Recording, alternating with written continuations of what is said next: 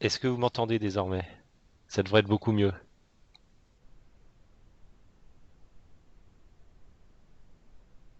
Ah, parfait. Donc bonjour et bienvenue à vous tous. Je vais commencer par me présenter très rapidement. Je m'appelle Vincent Capitaine. Je suis entré chez Microsoft il y a plus d'un an maintenant.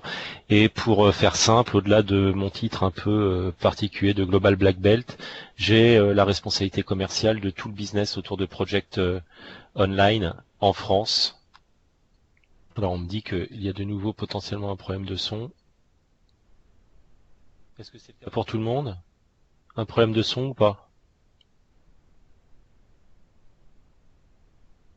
Plus de son.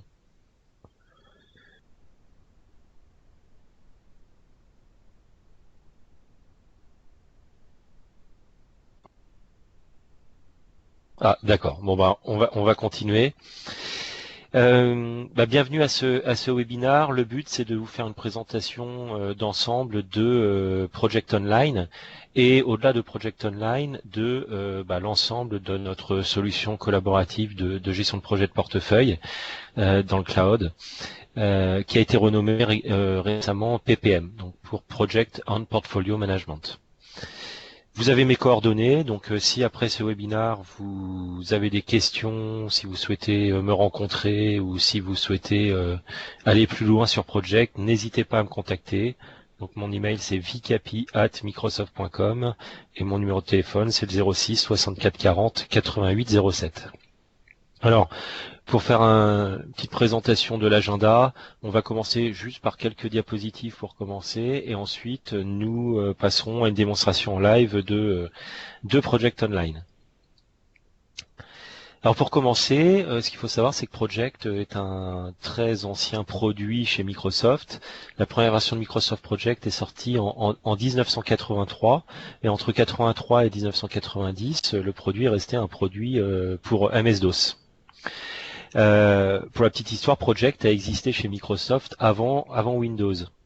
À partir de 90, on a eu des versions pour Windows de Microsoft Project, mais entre 83 et 2000, on est resté sur un outil de productivité individuelle, c'est-à-dire le Microsoft Project que vous connaissez encore aujourd'hui, qui s'installe sur un poste de travail.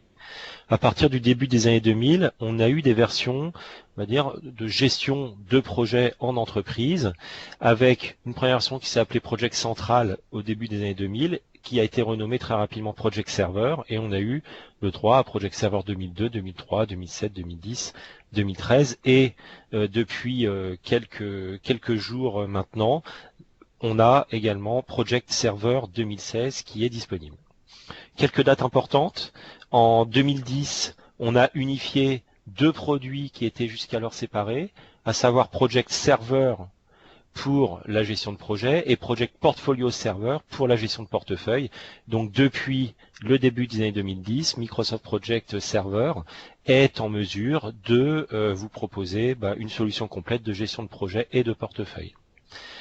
Une date aussi également très importante, c'est 2013 avec la sortie de Project Online. Pour faire très très simple, c'est notre solution cloud équivalente à Project Server qui vous permet d'avoir sous la forme de service une solution de gestion de projet et de portefeuille qui s'inscrit parfaitement dans le cadre de l'ensemble de nos services Office 365 qui sont nos services de productivité dans le cloud proposés par Microsoft. Ils ont une licence de Project toutes les 20 secondes. On a plus de 20 millions d'utilisateurs de Project à travers le monde. Et ce qu'il faut savoir, c'est que une stat supplémentaire, c'est que 9 chefs de projet sur 10 qui utilisent une solution ou un outil de gestion de projet utilisent Microsoft Project et pas un autre outil du marché. Et finalement, notre plus gros concurrent, on va dire, pour une solution poste de travail, c'est non pas les autres solutions du marché, mais souvent Excel, puisque Excel reste le produit le plus utilisé dans le monde pour la gestion de projet. Information également importante, depuis 2015, Project Online est devenu un produit stratégique pour Microsoft. C'est une décision qui a été prise par Satya Nadella à son arrivée. Il s'est rendu compte que Project, au même titre par exemple que notre CRM, était un produit, une solution qui parlait éminemment au business et donc il a décidé on va dire de promouvoir comme produit stratégique Project Online. Alors ça signifie quoi? Tout simplement que l'on a des investissements très importants qui sont faits sur ce produit, plus que sur d'autres produits aujourd'hui. Par exemple, au niveau de nos équipes de développement, on a plus de 50% de ressources qui sont arrivées depuis mars 2015. Donc les équipes se sont considérablement renforcées au niveau de l'ingénierie, mais aussi au niveau des forces commerciales, puisqu'on a à peu près 80 ressources commerciales qui ont été recrutées depuis début 2015 à travers le monde. Donc il y a un très gros focus de Microsoft sur Project aujourd'hui. Voilà un petit inventaire alors non exhaustif de clients qui aujourd'hui utilisent nos solutions dans le cloud, à savoir Project Online. Et on n'a pas mentionné tous les clients, et par exemple depuis la fin de l'année 2015, on a par exemple un client comme Valeo qui a choisi Project Online pour le pilotage de l'ensemble des activités projets de sa R&D, ce qui représente une population à terme de 15 000 utilisateurs. Donc on gagne aujourd'hui des parts de marché et grâce à notre offre dans le cloud, et c'est important de le signaler. Donc, pour bien distinguer Microsoft Project de la solution PPM, une petite slide avec quelques rappels. Tout d'abord, aujourd'hui, on a la possibilité de gérer avec Microsoft Project, donc le client Microsoft Project, des projets.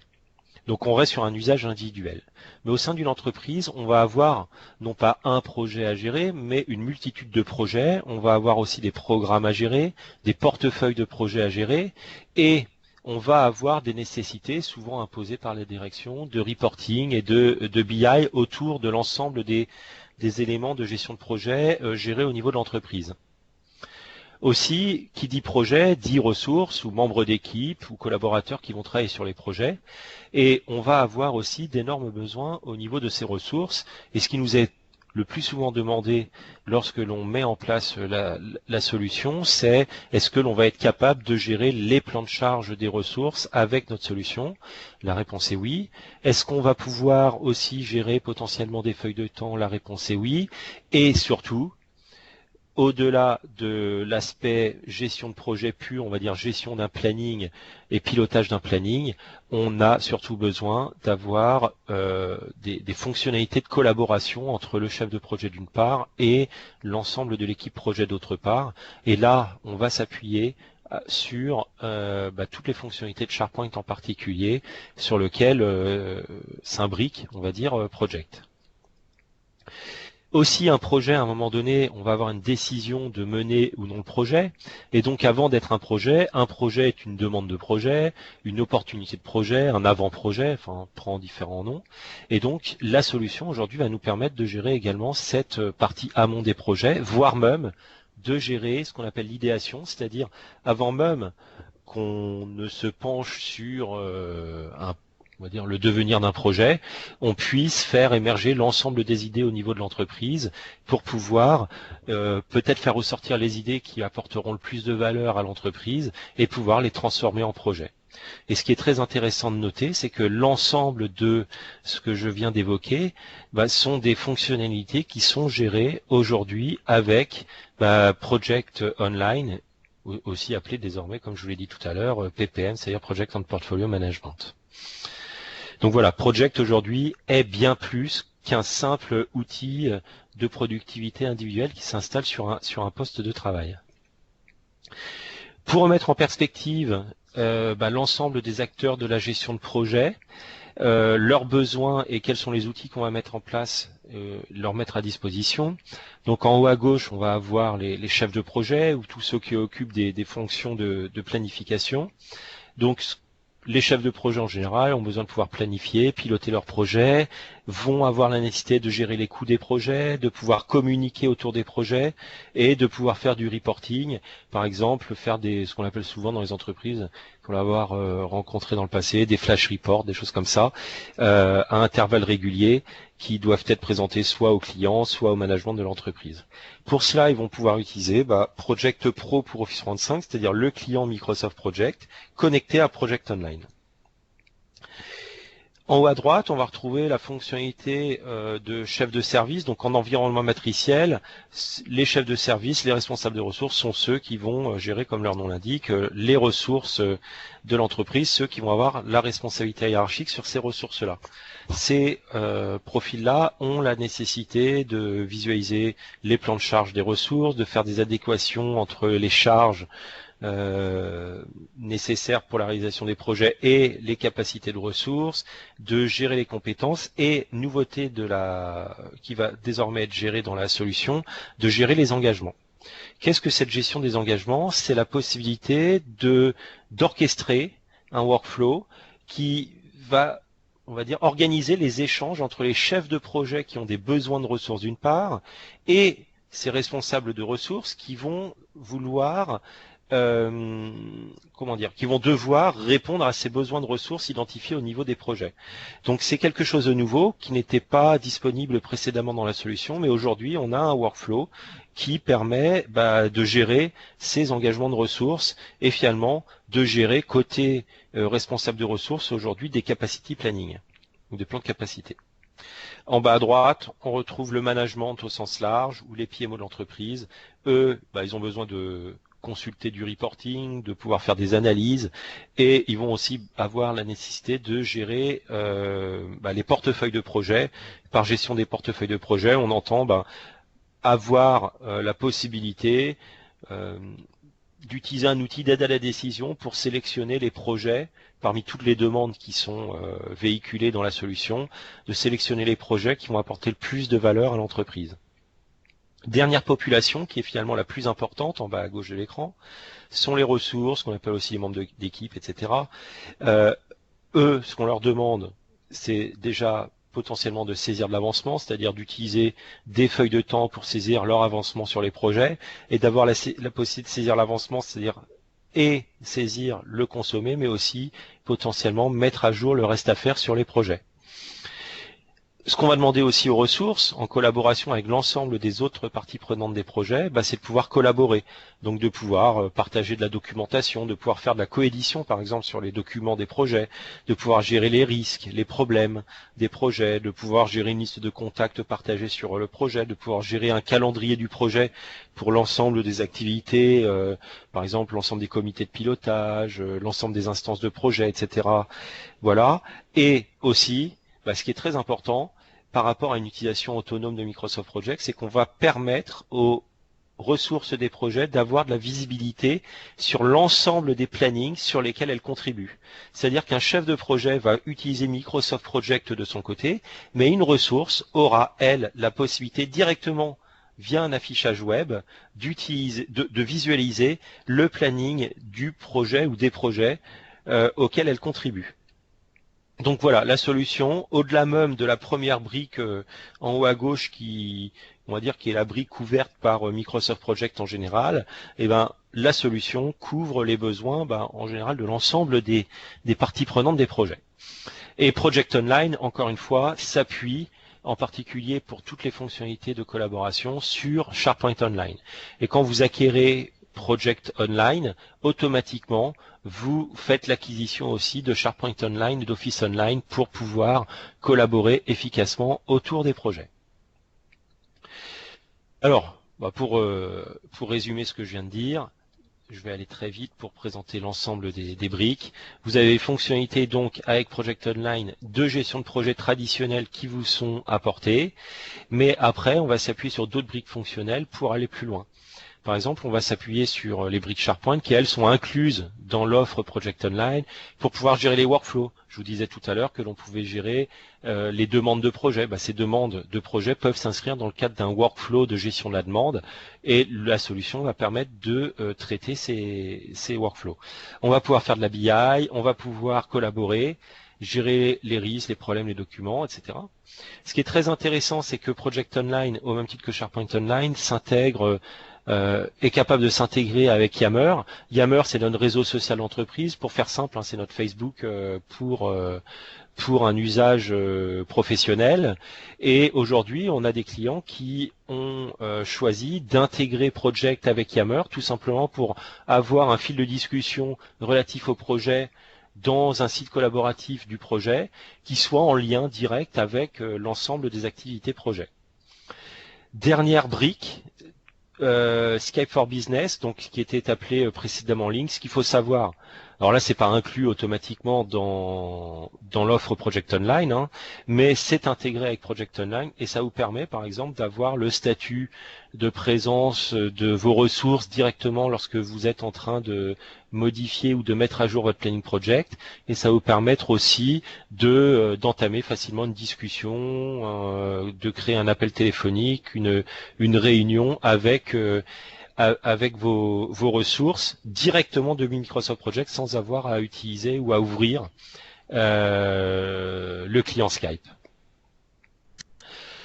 Dernière slide ou avant-dernière slide, en septembre dernier, Microsoft a présenté une roadmap qui présente toutes les évolutions à venir pour les 2 années à venir. Alors c'était en septembre dernier, donc il reste 1 année et demie maintenant.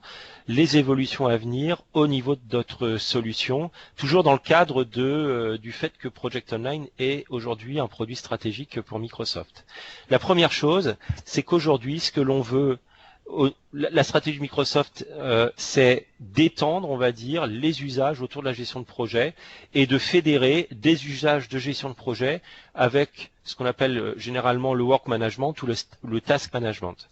Pour cette raison, on a fait l'acquisition l'année dernière d'une solution qui était très populaire sur tout ce qui est iOS, donc sur iPhone, etc., iPad, qui s'appelle Wunderlist, qui est un outil de gestion de tâches individuelles.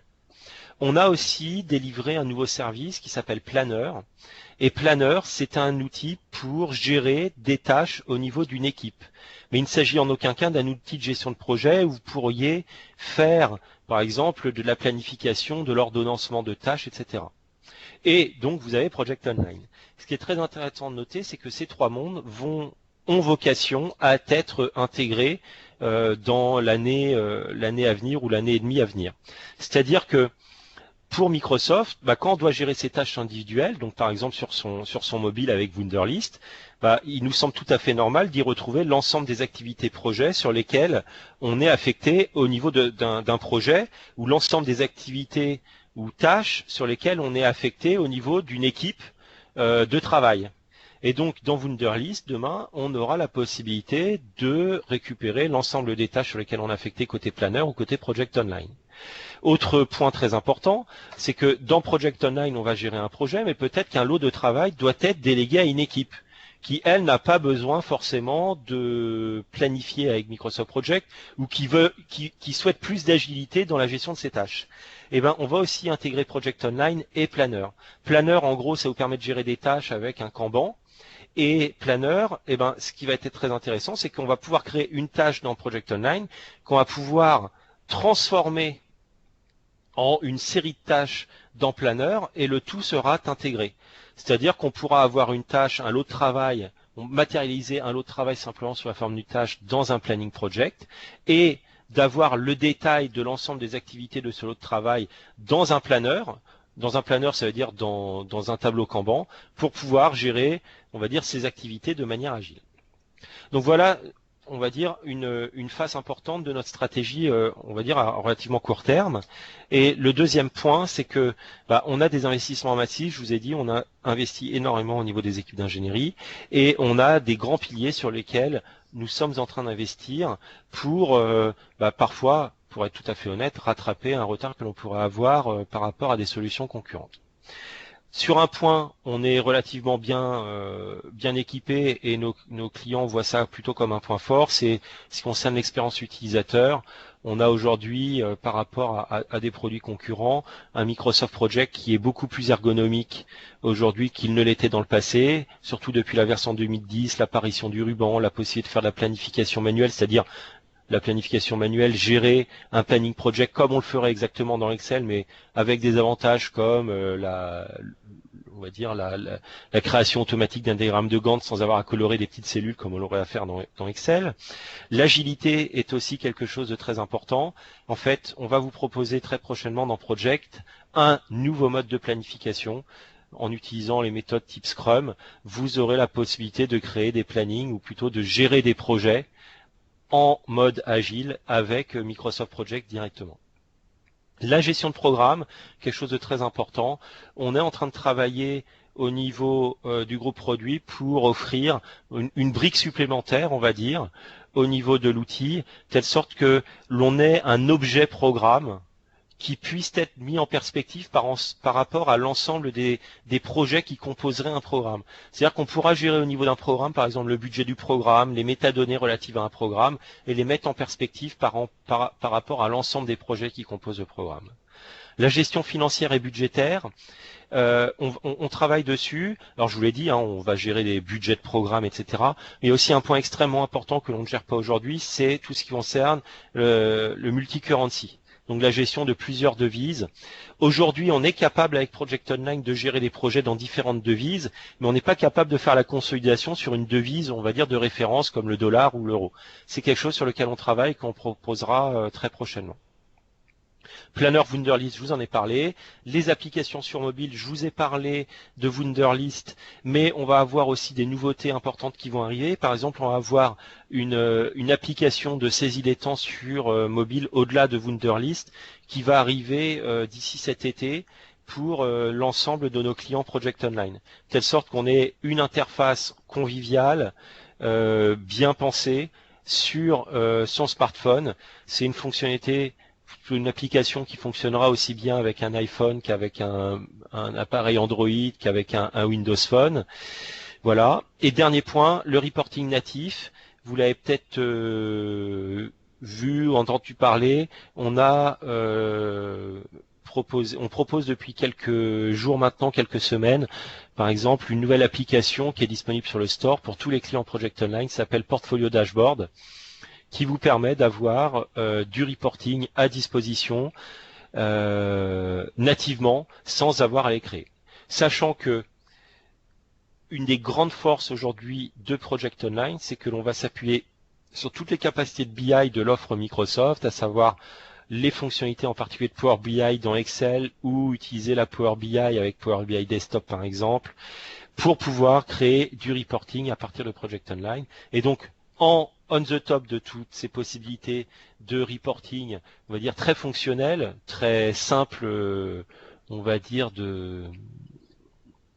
très simple à utiliser, et ben on a du reporting natif maintenant qui est proposé avec notre solution.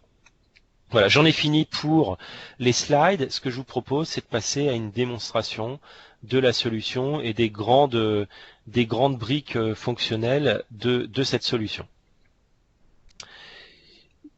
Je vais vous présenter dans un premier temps Project Online et le client web de Project Online en particulier. Donc vous avez ici la page d'accueil de Project Web App qui est tout simplement la page d'accueil du client web. Alors je vais nettoyer un petit peu l'écran, voilà. Donc vous êtes parfaitement intégré avec Project Online à Office 365. Vous le voyez tout simplement en haut à gauche de l'écran. On va avoir ici une brique Project au même titre que l'on peut avoir des briques pour Office, pour SharePoint, pour la Power BI, pour Planner aujourd'hui et autres. Donc vous avez une intégration parfaite de Project Online avec l'ensemble des autres briques fonctionnelles d'Office 365.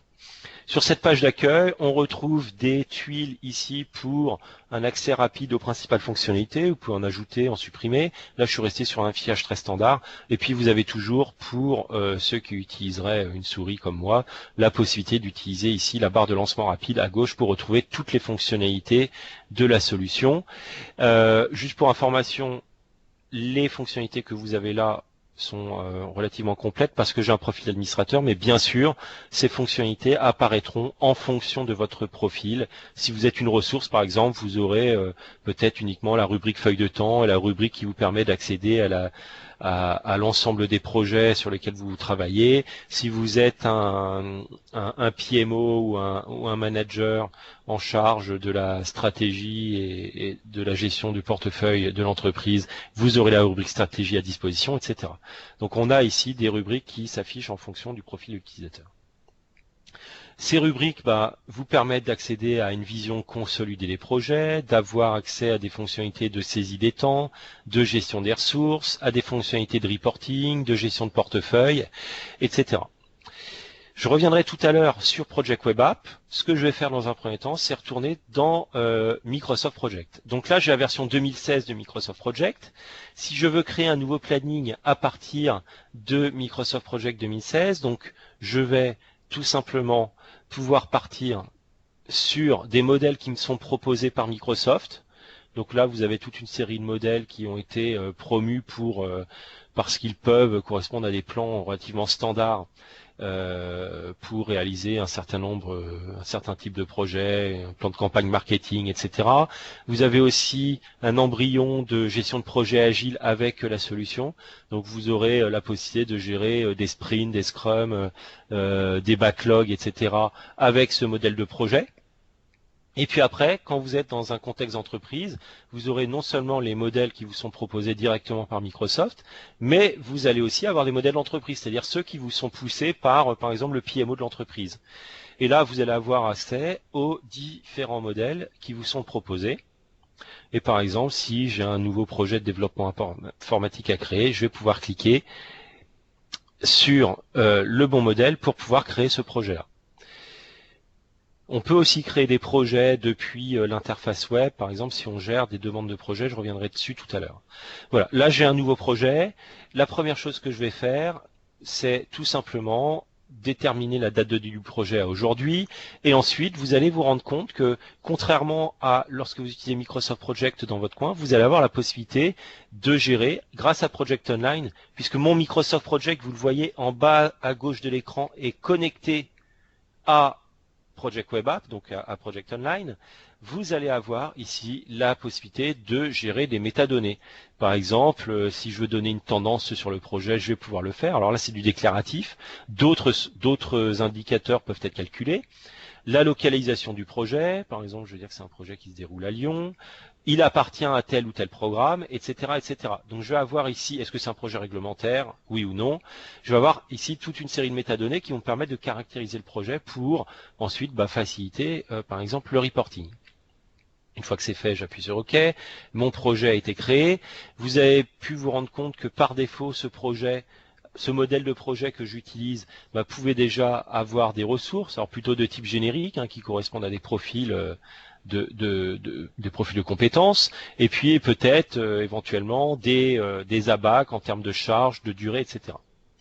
Ce que je vais pouvoir faire ensuite très simplement, c'est créer une équipe projet, mais là, j'utilise Project avec une connexion à Project Online, donc je vais tout simplement récupérer la liste des ressources de mon référentiel d'entreprise, et là, je vais pouvoir créer mon équipe projet à partir de ces ressources. Donc je retrouve ici des ressources de type coût qui correspondent à des postes de dépenses que je vais pouvoir utiliser sur mon projet. Par exemple, si j'ai des prestations au forfait sur certaines tâches, je vais pouvoir les mentionner sous forme de coûts. J'ai la possibilité d'utiliser des ressources génériques, certaines sont déjà affectées à des projets. Certaines sont déjà dans l'équipe projet, pardon. Et ensuite, je vais pouvoir utiliser des ressources nominatives. Voilà, Vincent Capitaine m'intéresse, et puis d'autres ressources encore. Ce qui est intéressant, c'est que si besoin, je peux regrouper ces ressources en fonction de leurs compétences. Et ici, par exemple, si j'ai besoin de retrouver une ressource de type recette, pour faire une recette de mon projet, je vais pouvoir sélectionner les ressources. Ce qui est aussi très intéressant, c'est que ces ressources que j'ai sélectionnées, ici ou d'autres, je vais pouvoir analyser très rapidement ici, grâce au bouton graphique, leur plan de charge pour savoir si elles ont encore de la disponibilité. Et vous allez voir que automatiquement, on me renvoie vers le client web, avec la possibilité d'accéder à différents rapports. Et là, je vois que, par exemple, sur les périodes mentionnées à l'écran, on a une ressource qui s'appelle Vincent Capitaine qui est plutôt pas mal utilisée, mais qu'après, Chami et Yukari sont deux ressources qui sont, elles, non utilisées à ce jour, donc je vais pouvoir les utiliser sur mon projet. Si je veux plus de détails sur une période donnée, je peux tout simplement faire un zoom pour avoir plus de visibilité, et ensuite j'ai le détail qui s'affiche dans la partie basse de l'écran. Si je le veux, je peux aussi voir les ressources que j'avais sélectionnées, sur quel projet elles sont utilisées. Et là, je vais avoir le détail projet par projet. Alors là, j'ai sélectionné un ensemble de ressources. J'ai pu sélectionner également une seule ressource pour pouvoir faire une analyse précise, par exemple sur une ressource à compétences rares. Je reviens dans Project. Ici, j'ai sélectionné mes ressources, j'appuie sur OK. Vous avez remarqué certainement que j'ai les ressources génériques, j'ai déjà indiqué tout à l'heure. Ce qui est intéressant, c'est que par exemple, j'ai une gestion des compétences qui se fait dans l'outil, qui fait que lorsque je vais sélectionner une ressource, par exemple PMO ici, j'ai le bouton correspondance et je vais retrouver les ressources qui ont cette compétence. Et si j'ai déjà eu l'information comme quoi Guillaume Garcin allait être la ressource que je vais utiliser sur mon projet, j'ai le bouton remplacer et automatiquement, vous verrez, dès que j'ai appuyé sur OK, sur toutes les tâches sur lesquelles le PMO est affecté, maintenant j'ai Guillaume Garcin qui est affecté. Donc je peux ici continuer, je vais pouvoir affecter des ressources, je vais pouvoir ajouter très facilement des ressources, j'ai différentes méthodes pour cela. Voilà. Une fois que c'est terminé, je vais enregistrer mon planning. Et vous allez voir que je vais l'enregistrer directement sur Project Web App, donc au niveau de Project Online. Je ne vais pas choisir un emplacement puisque là je vais automatiquement l'enregistrer sur l'environnement Project Online. Et je vais l'appeler Webcast mai 2016. Donc j'enregistre, j'ai encore la possibilité de vérifier ici les métadonnées. Et je vais pouvoir ensuite réaliser une deuxième action qui est la publication de mon projet. L'enregistrement, c'est simplement être sûr que mes données sont en base de données. La publication, c'est faire en sorte que le projet que j'ai précédemment enregistré est bien visible au niveau du client web. Par exemple, pour les ressources qui auraient besoin de saisir leur activité sur les tâches du projet, pour les ressources qui veulent avoir de la visibilité sur les projets, pour que les données de ce projet soient intégrées au reporting. Et dernière chose, pour ce projet-là, je vais avoir la possibilité de créer un site collaboratif, c'est-à-dire un site SharePoint qui va être intégré avec ce planning et qui va permettre de gérer les documents dédiés à ce projet, les risques dédiés à ce projet, les problèmes dédiés à ce projet et d'autres informations. De telle sorte qu'on ait on va dire un collecteur et un endroit unique pour la collaboration autour de chaque projet. Alors, je reste juste quelques instants dans Project pour montrer d'autres nouveautés très intéressantes. Vous aurez remarqué ici que l'on a la chronologie. La chronologie va vous permettre en quelques instants de créer tout simplement une chronologie du projet en sélectionnant des tâches, par exemple, et en demandant à les ajouter à la chronologie. Cette chronologie, après, peut être détaillée. Je vais pouvoir sélectionner des tâches pour les rajouter à la chronologie et j'ai même la possibilité de faire des glisser-déplacer si je le souhaite. J'ai la possibilité de remodeler à ma guise cette chronologie. J'ai la possibilité de revoir facilement les couleurs, etc. Voilà. J'ai la possibilité, si je le souhaite également, de créer, et c'est une nouveauté de la version 2016, une deuxième barre de chronologie. Par exemple, si je veux faire un focus sur la phase de réalisation, je peux sélectionner cette deuxième barre de chronologie, changer la plage de date, par exemple pour faire un focus sur tout le mois de juin. Voilà, alors, du mois de juin, pardon. Et y faire glisser des tâches particulières. Bon là, il se trouve que mon planning n'est pas encore... je pourrais changer quelques dates pour que ça fonctionne mieux. Voilà, très rapidement. Voilà. Et donc après, je peux très bien faire glisser des tâches dans la partie inférieure de l'écran, dans la partie inférieure au niveau de la chronologie. Donc ça permet de gérer plusieurs barres de chronologie. C'était quelque chose qui est demandé, par exemple, pour des gros projets où on gérait des lots de travaux différents. Et pour chacun des lots, on a besoin d'une chronologie. Autre chose dont je vous parlais, et je souhaite juste insister dessus un instant, c'est la possibilité de faire de la planification manuelle. Ce qui est souvent reproché aux utilisateurs qui passent d'Excel à Project, c'est le fait qu'on va être contraint très rapidement par le moteur de planification de Project. Et ben c'est plus vrai depuis un certain nombre d'années. Je vais pouvoir créer des tâches. Et vous voyez qu'au niveau de ces tâches, Project ne m'impose rien. je vais avoir la possibilité de saisir moi-même la durée, de saisir moi-même la date de début d'une tâche, la date de fin d'une autre tâche, sans avoir à renseigner toutes les informations. Donc je vais pouvoir renseigner ces informations au fil de l'eau. Si j'ai besoin d'une information que je dois demander à Jérôme, bah, je vais dire voir Jérôme. Voilà, je peux écrire absolument tout ce que je veux comme si j'étais dans Excel, avec un intérêt quand même considérable par rapport à Excel, c'est que ça me génère automatiquement un diagramme de Gantt. Alors bien évidemment, lorsque l'on va renseigner un certain nombre d'informations, par exemple, ici et là, lorsqu'on va lier les tâches, il va tenir compte des informations qu'on va rentrer, des liens entre les tâches que l'on vient de générer. Mais une autre chose importante, c'est que si l'on met à jour une tâche, tout le planning ne bouge pas automatiquement. Alors, pour on va dire les personnes les plus matures en gestion de projet, le fait qu'une tâche successeur se déplace automatiquement, c'est quelque chose de tout à fait normal. Mais pour des utilisateurs très peu matures et très occasionnels au niveau d'un outil comme Project, c'est quelque chose qui peut être perturbant. Les utilisateurs, on va dire très occasionnels, veulent garder la main sur l'outil planification, et donc là, on va avoir la possibilité de leur offrir cette fonctionnalité. Vous voyez que la tâche ici, la tâche B ici, n'a pas été déplacée. Par contre, on a des petits pointillés tout autour qui montrent que on a un vrai problème de planification autour. On a aussi la date de fin ici qui est soulignée. On a un pop-up qui apparaît. Et là, j'ai plus qu'à faire un clic droit. Je peux demander à ce que le lien soit respecté. Très bien. J'ai une autre solution, si je veux plus de détails, c'est de voir l'inspecteur de tâches. L'inspecteur de tâches apparaît à gauche de l'écran et l'inspecteur de tâches, par rapport à la tâche que j'ai sélectionnée, va me dire exactement ce qu'il conviendrait d'apporter comme modification à cette tâche pour avoir un planning, on va dire, qui se tient. Et donc là, je peux respecter les liaisons, et ça aussi c'est quelque chose qui est important en termes de pédagogie, c'est qu'on peut tout simplement, à un moment donné, transformer une tâche manuelle en une tâche automatique quand on a bien compris l'intérêt de cette planification automatique. Donc voilà, la planification manuelle, c'est vraiment un outil formidable pour permettre à des utilisateurs, on va dire adeptes d'Excel pour la gestion de projet, qui se sentent pas à l'aise dans Project, de passer vraiment à Project. Et là, on a fait un pas très très important côté Microsoft depuis la version 2010 avec cette fonctionnalité pour la prise en main de Project.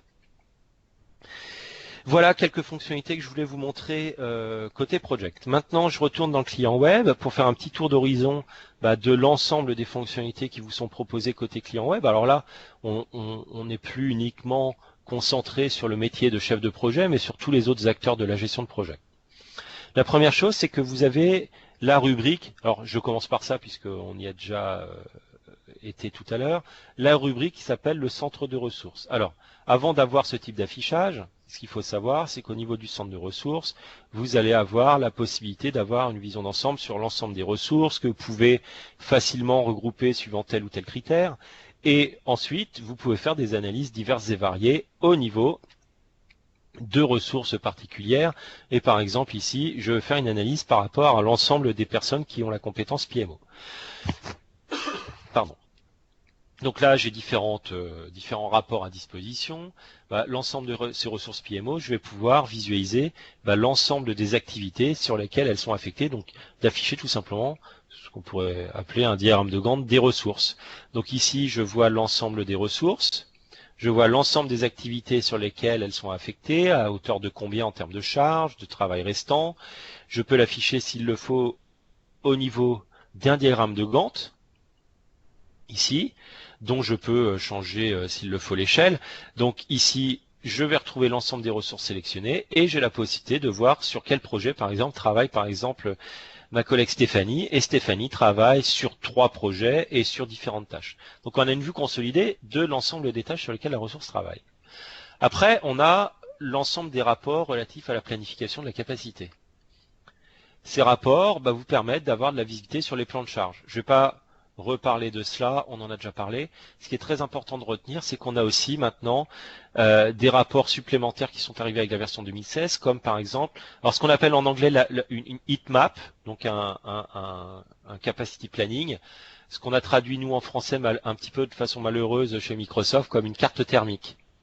Donc je pense que ça changera prochainement. Mais bon, voilà.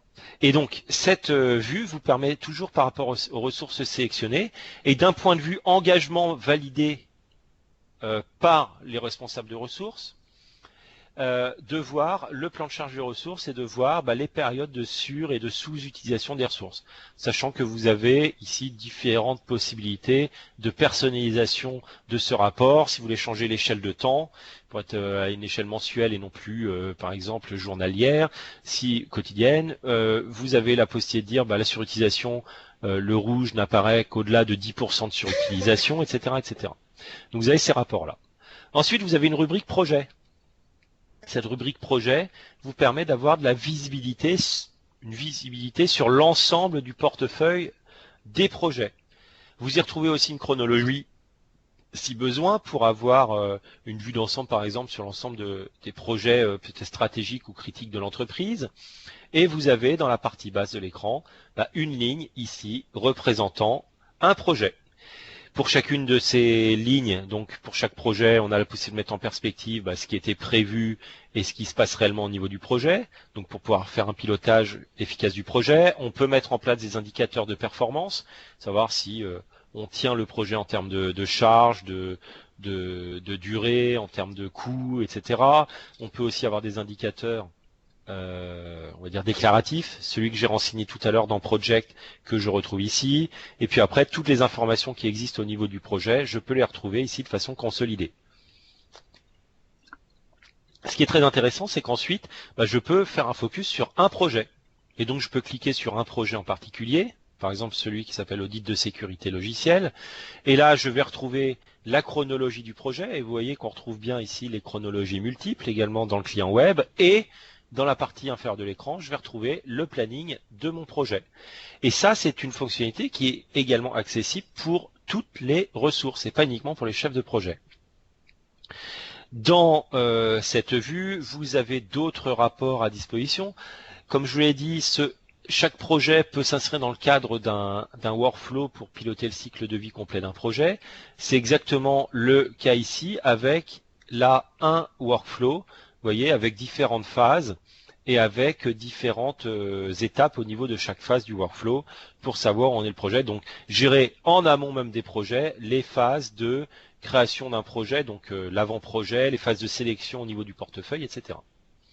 J'ai la possibilité d'avoir des fiches projets directement dans le client web, ce qui nous évite d'avoir à gérer différents référentiels, un référentiel dans Word ou dans Excel, un référentiel en Project, etc. Là, on a une plateforme qui consolide l'ensemble de l'information projet, avec ici, par exemple, une description du projet, le coût du projet, le programme de rattachement, la localisation de rattachement, et vous voyez que on a une intégration complète entre ce client web et le client riche où je retrouvais finalement tout à l'heure ces mêmes informations. Les impacts stratégiques, puisque je vais pouvoir faire la gestion stratégique de portefeuille et je vais pouvoir évaluer le projet sur des business drivers ou des axes stratégiques. Et là, on en a des relativement classiques. Est-ce que ce projet permettra d'améliorer la satisfaction des clients, de gagner des parts de marché, etc. Et je vais pouvoir évaluer le projet ou l'apport du projet sur ces différents axes stratégiques. Dernière chose, le site du projet. Donc, quand je vais cliquer sur le site du projet, je vais accéder à ce fameux site collaboratif. Là, je vais retrouver la chronologie du projet, je vais retrouver l'ensemble des tâches, une vue d'ensemble des tâches en retard du projet par exemple. J'ai l'ensemble des risques qui me sont proposés, que je peux éditer à tout moment. J'ai la possibilité de gérer la documentation du projet. Je peux gérer un fil de discussion Yammer. Alors là, je me suis pas connecté puisque je me suis pas connecté avec mon profil de démonstration à Yammer. Sachez quand même que par rapport à cela, vous avez la possibilité de personnaliser totalement ce type d'espace collaboratif. Vous pouvez même utiliser des applications, ça c'est une grande force aujourd'hui de notre solution, des applications qui sont disponibles sur le store Microsoft. Je vais vous montrer un petit exemple, c'est une application d'un de nos partenaires qui s'appelle Campana iShot, qui est un de nos grands partenaires français, et qui vous permet de présenter sous la forme par exemple d'une matrice des risques, bah, l'ensemble des risques d'un projet et via ce qui pourrait ressembler à un tableau Kanban, bah, potentiellement de les déplacer pour pouvoir les gérer efficacement. On a des options de tri, etc. Donc on a beaucoup de solutions qui existent pour pouvoir collaborer le plus efficacement possible au niveau du projet. Et sachez que là, on bénéficie aussi de toutes les fonctionnalités qui existent au niveau de SharePoint en particulier. Par exemple, si je le voulais, je pourrais coéditer avec l'ensemble des ressources mon document Word, par exemple. Ça, c'est aussi une fonctionnalité qui est récente et qui a été apportée par Office 2016. Ensuite, si je continue, je vais avoir, si je reviens sur la page d'accueil, la possibilité de gérer un portefeuille de projets. Donc je vous ai montré tout à l'heure qu'on gérait des axes stratégiques. Ces axes stratégiques, donc chaque projet est évalué sur ces axes stratégiques. Ces axes stratégiques sont eux-mêmes priorisés potentiellement les uns par rapport aux autres. Par exemple, on a fait différentes priorisations des axes stratégiques. Je vais retrouver ici le consensus du comité de direction par rapport à la stratégie de l'entreprise, et je vais pouvoir retrouver les priorités des axes stratégiques les uns par rapport aux autres. Par exemple, là, le comité de direction a indiqué que gagner les parts de marché était plus important à ses yeux qu'améliorer la satisfaction de ses propres employés.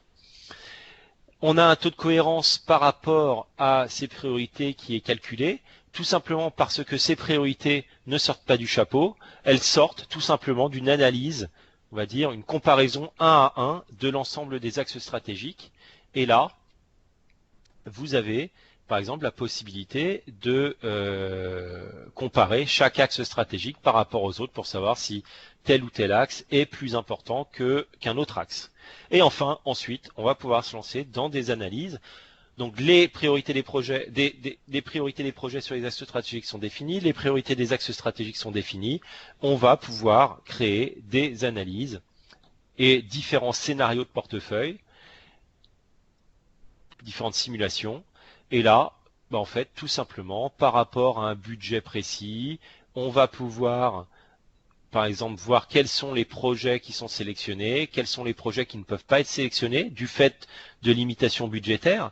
Par exemple, si j'avais, là, si j'ai un budget à 12 millions, je vois que 14 projets sont sélectionnés. Si j'ai un projet à 16 millions, je recalcule, je vais voir que davantage de projets devraient être sélectionnés. En fait, il me conserve les projets qui apportent le meilleur, si j'ose dire, le meilleur rapport qualité-prix entre le coût du projet, ou le budget du projet, et la valeur par rapport aux axes stratégiques. J'ai toujours des projets qui sont non sélectionnés, mais après, dans le cadre de mes simulations, je peux en inclure de force, par exemple, parce que ce projet serait un projet réglementaire, etc.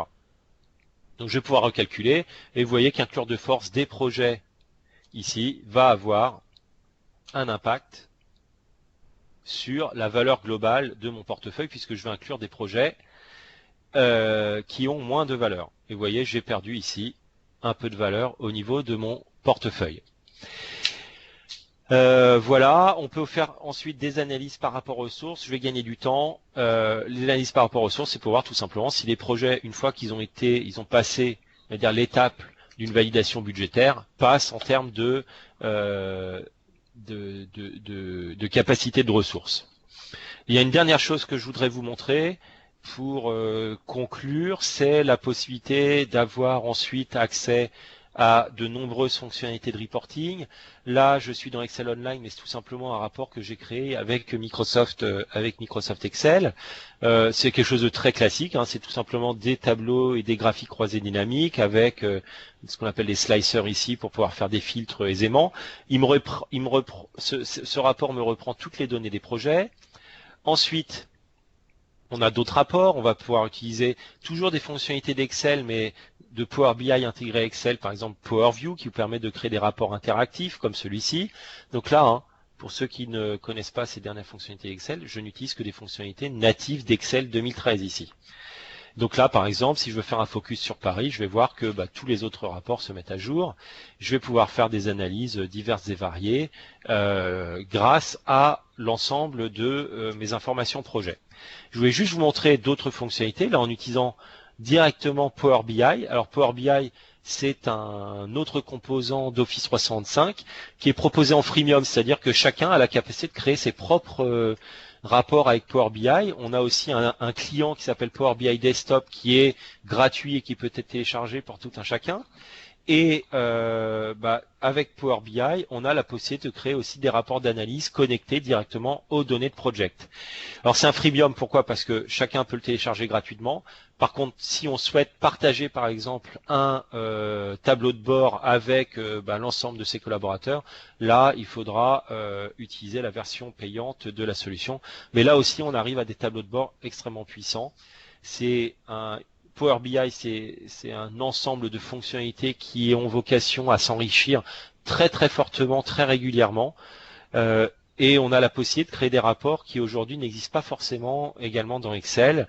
On a la possibilité de faire des filtres, on a la possibilité ici très facilement, vous voyez, aussi de rendre interactifs ces rapports.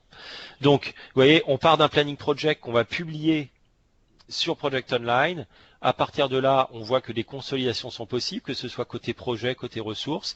Et après, on a la possibilité de faire du reporting, on a la possibilité de faire de la collaboration. Et c'est ce que je souhaitais vous démontrer aujourd'hui avec ma présentation, qui est loin d'être complète par rapport à l'ensemble des fonctionnalités de la solution. Par exemple, je ne vous ai pas présenté la nouvelle fonctionnalité d'engagement de ressources qui permet d'orchestrer ces échanges entre les chefs de projet d'une part et les responsables de ressources d'autre part en environnement matriciel, parce que ça m'aurait pris un petit peu plus de temps. Mais je suis à votre disposition pour faire une démonstration plus personnalisée si besoin. Alors il nous reste 5 minutes. On est à votre disposition pour répondre maintenant à vos questions. Je vais peut-être les afficher à l'écran. Alors Jérôme a essayé d'y répondre. Jérôme, est-ce qu'il y a des questions que tu vois qui sont...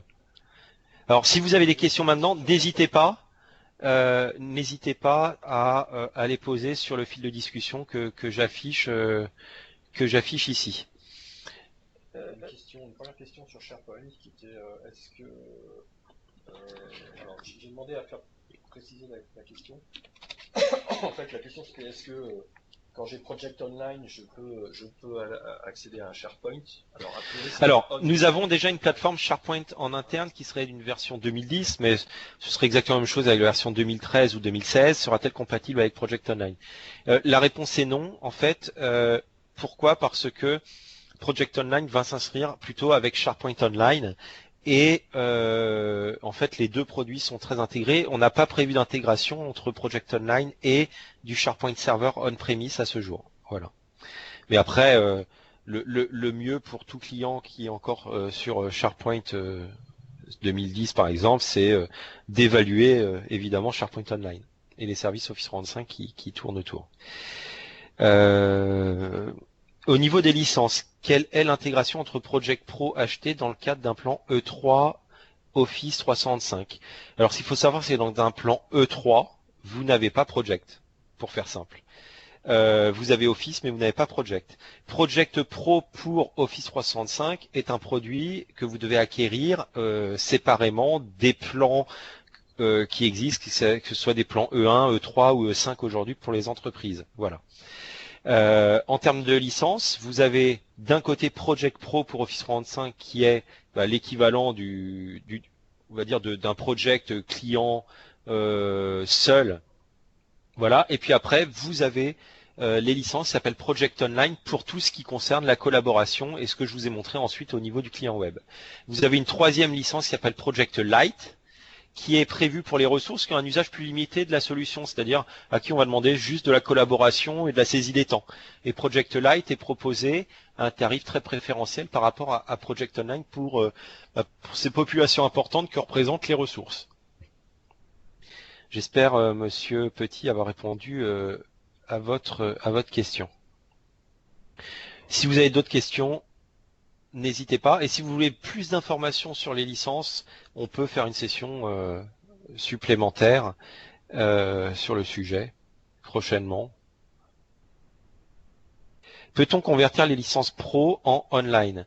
Alors, Par licence pro, je ne sais pas ce que vous entendez, c'est peut-être du Project Professional 2013 ou 2016.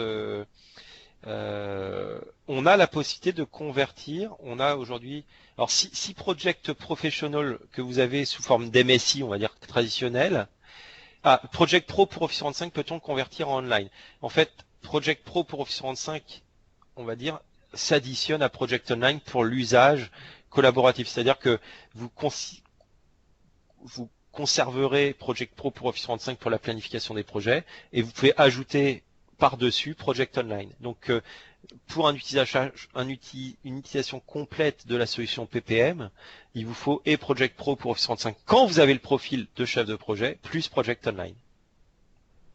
Et on n'a pas de conversion de l'un en l'autre puisque les deux sont complémentaires.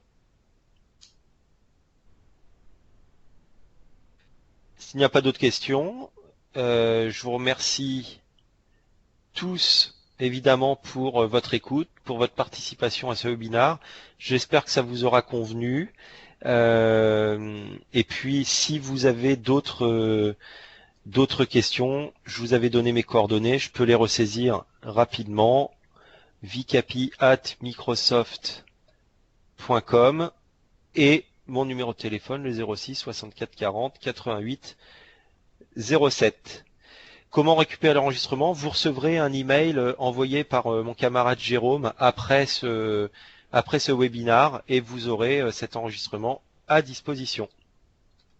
Jérôme vous renseigne des informations complémentaires. Il vous donne lui aussi son mail. Vous êtes gâtés. Merci beaucoup à tous. Excellente journée et à très bientôt, je l'espère. Au revoir.